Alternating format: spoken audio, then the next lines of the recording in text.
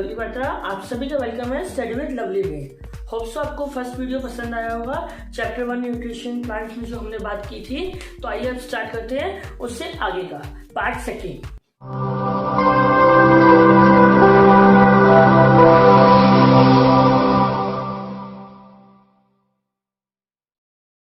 Last time जो हमने बात की थी वो बात की थी फोटोसिंथेसिस के प्रोसेस की।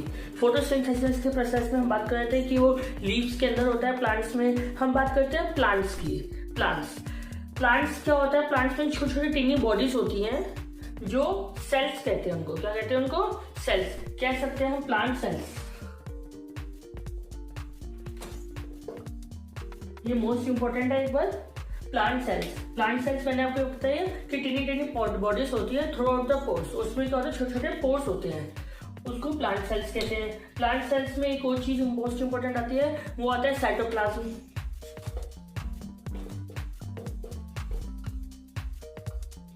एक होती है सेल मेम्ब्रेन,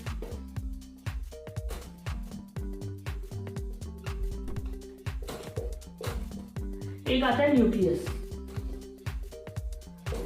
बात करें सेल मेम्ब्रेन क्या होती है? सेल मेम्ब्रेन कह सकते हैं थिन मेम्ब्रेन होती है जो उसकी सराउंडिंग में होती है, पतली सी लेयर, थिन लेयर, उसको बोलते हैं सेल मेम्ब्रेन। साइटोप्लाज्म क्या होता है? जेली लाइक स्ट्रक्चर होता है जो न्यूक्लियस के आसपास होता है। किसके? न्यूक्लियस के। न्यूक्लियस की बात करें, न्यूक्लियस जो होता है वो हमारा सेंटर लोकेटेड पॉइंट होता है, ठीक है, स्फेरिकल होता है, वो न्यूक्लियस कहलाता है प्लांट सेल्स में। ये सारी चीजें क्लियर है। प्लांट सेल्स क्या हो गया? प्लांट सेल्स हो गया हमारा जो छोटे छोटे पोर्स है, किसमें? प्लांट्स में। बॉडी ऑफ लिविंग ऑर्गेनिज्म कह सकते हैं, लिविंग ऑर्गेनिज्म की बॉडी में जो छोटे छोटे यूनिट्स होते हैं, छोटे छोटे टीनी पार्ट्स होते हैं, उनको बोलते हैं प्लांट सेल्स। प्लांट सेल्स में तीन चीजें हमने पढ़ी, साइटोप्लाज्म, सेल मेम्ब्रेन और न्यूक्लियस। साइटोप्लाज्म मैंने आपको बताया कि क्या होता है साइटोप्लाज्म, कि एक जेली लाइक स्ट्रक्चर है जो किसके पास होता है? न्यूक्लियस के सराउंडिंग में होता है। सेल मेम्ब्रेन की बात की। सेल मेम्ब्रेन क्या होता है? सेल मेम्ब्रेन एक थिन लेयर होती है जो प्लांट्स के अराउंड में होती है। न्यूक्लियस जो होता है, न्यूक्लियस एक प्लांट सेल्स में क्या होता है? जेली मतलब सेंट्रली लोकेटेड स्ट्रक्चर होता है, स्फेरिकली, उसको न्यूक्लियस बोलते हैं। अब बात करते हैं प्रीवियस पार्ट की, जो हमने बात की थी फोटोसिंथेसिस। मैंने आप सबको बताया था कि फोटोसिंथेसिस का प्रोसेस क्या होता है। ये ग्रीन कलर का पिगमेंट होता है जिसको क्लोरोफिल बोलते हैं, उसकी वजह से फोटोसिंथेसिस का प्रोसेस होता है। तो हम बात करें अगर ग्रीन कलर नहीं है लीव्स में, तो क्या फोटोसिंथेसिस का प्रोसेस नहीं होगा? बिल्कुल होगा। अगर उसमें ग्रीन कलर नहीं है, मान लो रेड ब्राउन कलर की है मगर वो फ्रेश लीव्स है, येलो कलर की है, फ्रेश है, ब्राउन कलर की है, फ्रेश है, तो उसमें भी फोटोसिंथेसिस का प्रोसेस हो रहा है। बस उसमें जो रेड कलर है, जैसे रेड डार्क रेड लीव्स है, तो रेड कलर जो है उसमें वो ज्यादा शो हो रहा है, वो क्लोरोफिल, तो ग्रीन कलर कहीं ना कहीं हाइड हो गया, मगर उसमें क्लोरोफिल है तो फोटोसिंथेसिस का प्रोसेस होगा। अब हम बात करते हैं, मैंने प्रीवियस क्लास में आप सभी को बताया था फोटोसिंथेसिस का प्रोसेस जो होता है वो किसमें होता है? लीव्स में होता है। लीव्स को हम कहते हैं फूड फैक्ट्री। अब जिन प्लांट्स में लीव ही नहीं होती, जैसे कि मैं बात करूं डेजर्ट्स में प्लांट्स होते हैं, उनमें क्या होता है? छोटे छोटे कांटे होते हैं, स्पाइन्स होते हैं। तो अगर मैं बात करूं उसमें कहाँ होता है फोटोसिंथेसिस का प्रोसेस? उसमें तो लीव्स ही नहीं है, तो उसमें जो होता है वो होता है ग्रीन स्टेम्स में। किसमें? ग्रीन स्टेम्स में, या कह सकते हैं ग्रीन ब्रांचेस में। वहां पे जो फोटोसिंथेसिस के प्रोसेस की लोकेशंस है वो चेंज हो जाती है, मगर फोटोसिंथेसिस का प्रोसेस होता है। हम बात करते हैं प्रीवियस क्लास में कि ग्रीन कलर क्लोरोफिल, मैंने आपको बताया कि ग्रीन कलर ना भी हो तब भी उसमें क्या होगा? क्लोरोफिल होगा और फोटोसिंथेसिस का प्रोसेस होगा। अब हम बात करते हैं, एक चीज है एल्गी, आपकी बुक में दे रखा होगा एल्गी। एल्गी क्या होता है? ये जो स्टेगनेंट वाटर होता है, ठीक है, ठहरा हुआ पानी, उसके आसपास काई जम जाती है, हम उसको बोलते हैं ग्रीनरी थोड़ी सी आ जाती है, वो क्या होती है? एल्गे में भी क्या होता है? वो भी ग्रीन कलर की होती है, तो उसमें भी क्लोरोफिल होता है। तो हम कह सकते हैं कि क्लोरोफिल की वजह से एल्गे भी अपना फूड खुद प्रिपेयर करती है। कह सकते हैं प्रिपेयर देयर ऑन फूड। तो एल्गे भी क्या है? अपना प्रिपेयर फूड खुद करती है। तो हम कह सकते हैं कि ये भी क्या है? ऑटोट्रॉफ्स है। अब हमने बात की ऑटोट्रॉफ्स की। अब एक चीज आती है ऑटोट्रॉफ्स में, मैंने आपको बताया था कि प्लांट से हमें न्यूट्रिएंट्स मिलते हैं, ठीक है। न्यूट्रिएंट्स कौन कौन से होते हैं, बात करूं मैं यहाँ पे। न्यूट्रिएंट्स होते हैं फ्रेंड्स कार्बोहाइड्रेट,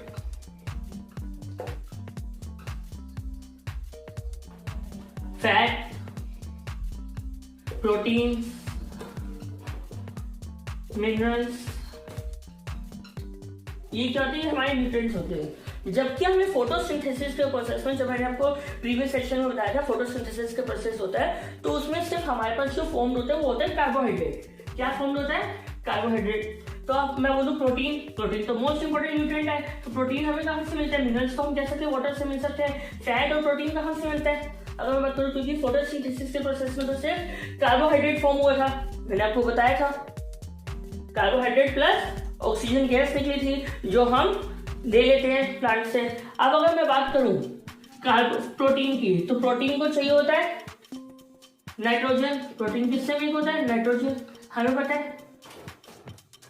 प्रोटीन के लिए क्या चाहिए, नाइट्रोजन।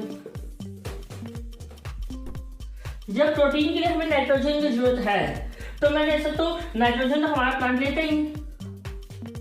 मैंने आपको बताया था प्लांट के प्रोसेस तो क्या लेता है, CO2, कार्बन डाइऑक्साइड गैस लेता है, तो नाइट्रोजन तो लेता ही नहीं। जब नाइट्रोजन नहीं लेता तो प्रोटीन बढ़ेगा नहीं, तो ऐसे तो हमें न्यूट्रिएंट्स मिलेंगे नहीं। तो मैं बात करता हूँ नाइट्रोजन जो होता है वो हमारे एयर में होता है, मगर एयर से भी हम कार्बन डाइऑक्साइड लेते हैं। एयर में कितने परसेंट होता है, 78% होता है नाइट्रोजन, ठीक है, मगर वो लेता नहीं है। तो क्या करते हैं, एक्चुअली हमारे पास एक बैक्टीरिया है राइजोबियम, ये प्लांट्स की रूट में होता है। ये क्या करता है कि जो एयर में जो नाइट्रोजन है उसको हम कह सकते हैं एटमॉस्फेरिक नाइट्रोजन। एटमॉस्फेरिक नाइट्रोजन को कन्वर्ट कर देता है, किसमें कन्वर्ट कर सकता है, जो नाइट्रोजन एब्जॉर्ब करते हैं प्लांट्स। जैसे प्लांट्स को नाइट्रोजन चाहिए, उस फॉर्म में राइजोबियम बैक्टीरिया जो है वो एटमॉस्फेरिक नाइट्रोजन को कन्वर्ट कर देगा। कौन कर देगा, राइजोबियम बैक्टीरिया। ये किसमें होता है, लेग्यूम प्लांट्स के रूट्स में होता है, ठीक है ना। तो हाँ, ये हमने बात की प्रोटीन और फैट कैसे मिलेगा। अब थोड़ा सा इसके आगे की बात करते हैं कि प्रोटीन और कार्बोहाइड्रेट की बात की। अब इसके आगे हम देखते हैं एक और मोड हमने पढ़ा था, हेटरोट्रॉफिक मोड। क्या पढ़ा था हमने, heterotrophic mode.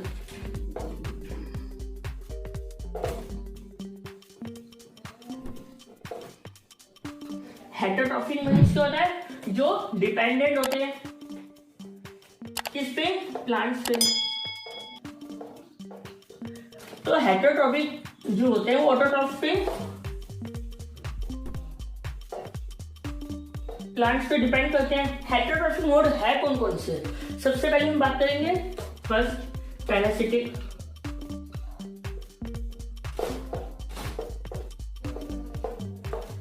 Parasitic mode. Parasitic mode कौन सा होता है, इसमें क्या होता है, it takes readymade food from plants. ये क्या करता है, मैं लिख देता हूं यहां पे, it takes readymade food from plants. ये रेडीमेड फूड लेता है पैरासिटिक मोड। हम कह सकते हैं पैरासिटिक मोड ऑफ न्यूट्रिशन में ऐसा होता है। इसके बाद अगर मैं बात करता हूं तो ये क्या होता है, इसमें दो चीजें होती है, एक होता है होस्ट, एक होता है पैरासिट। अब देखो, जैसे मैं इसका एक एग्जांपल दे रहा हूँ, जैसे कसकट्टा होता है, अमर बेल कहते हैं, बेल वाले जितने भी प्लांट्स होते हैं, बेल जो होती है वो प्लांट्स पे लदी होती है, ठीक है, वो खुद अपना न्यूट्रिशन नहीं ले रहे होते। तो जिन पे वो लदी हुई वो तो हो गए होस्ट। जो बेल है जो अपना न्यूट्रिशन किससे ले रहे हैं, किसी और प्लांट से ले रहे हैं, वो हो गई पैरासाइट्स। क्या हो गए वो, पैरासाइट्स। मैं इसके एग्जांपल भी लिख देता हूँ, कसकट्टा या अमर बेल, ठीक है। बाकी मैं एक बार रिवीजन सेशन में स्लाइड क्लासेस से भी क्लास लेता हूँ, तो उसमें भी आप सब लाइव एग्जांपल देख के समझ सकते हैं। और अगर आपको ये समझ ना हो तो आप पार्ट 1 भी पहले देख सकते हैं कि हमने न्यूट्रिशन प्लांट्स में बहुत सारी चीजें पढ़ी थी ऑटोट्रॉफिक मोड में, वो कैसे होती हैं। फिर उसमें मैंने हेटरोट्रॉफिक मोड पहले भी बता रखा है, वो भी चेक कर सकते हैं। इसके बाद बात करें, ये तो हो गया फर्स्ट मोड हेटरोट्रॉफिक का, कौन सा, पैरासिटिक मोड। दूसरा जो होता है वो कौन सा होता है, इंसेक्टिवोरस।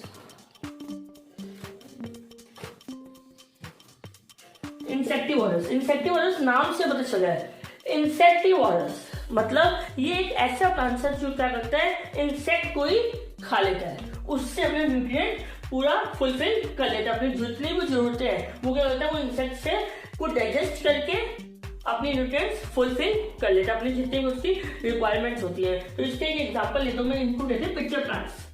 क्या होते हैं,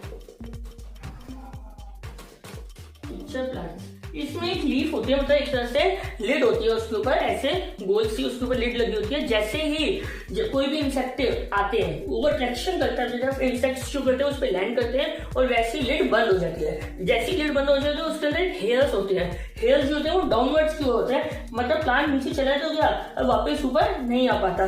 तो उसमें एक डाइजेस्टिव जूस होता है जो क्या करता है, वो इंसेक्ट्स को धीरे धीरे डाइजेस्ट करना स्टार्ट कर देता है। तो आप सोच सकते हैं ऐसे प्लांट्स के बारे में, ये पिक्चर प्लांट्स है, ये क्या करते हैं, इंसेक्ट को ही डाइजेस्ट कर देता है अपनी रिक्वायरमेंट, न्यूट्रिएंट की रिक्वायरमेंट फुलफिल करने के लिए।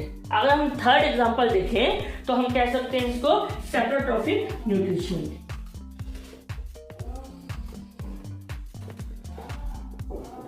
सेप्रोट्रॉफिक न्यूट्रिशन में क्या होता है,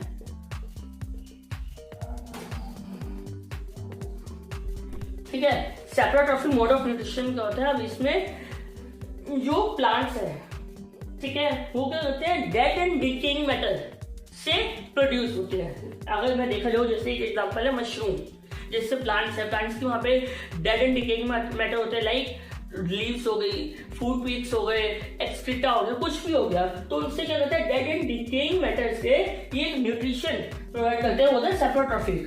जो सेप्रोट्रॉफिक मोड की न्यूट्रिशन से प्रोड्यूस होते हैं वो होते हैं सेप्रोट्रॉफ्स। लाइक इससे एक एग्जांपल दे रहा हूं, मशरूम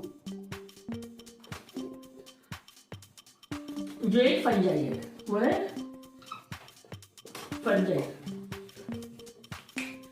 इसकी जितनी भी डेफिनेशंस है वो मैं सब स्लाइड शेयर में कंटिन्यू करूंगा, जिसमें आप देख सकते हो, ठीक है। अब बात करते हैं इसके अलावा एक छोटे से टॉपिक है जिसको हम कहते हैं कि हम how nutrients are replenished in soil. अगर मैंने आपको बोला ये सॉइल से क्या करते हैं, न्यूट्रिएंट्स लेते रहते हैं, अगर सॉइल में ही खत्म हो जाएंगे तो फिर कैसे करेंगे हम, सॉइल में खत्म नहीं हो पाते। उसका एक कारण है, एक तो राइजोबियम बैक्टीरिया, मैंने आप सभी को बताया था कि वो क्या करता है, नाइट्रोजन की फिक्सेशन करता रहता है। और दूसरा फर्टिलाइजर्स एंड मैन्योर, वो भी उनमें डालते रहते हैं हम लोग। अगर बात करें एक और टॉपिक है छोटा सा, सिम्बायोटिक रिलेशनशिप।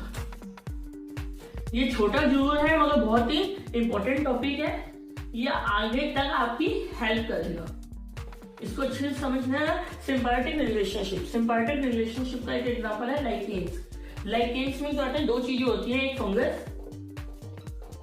एक एल्गी।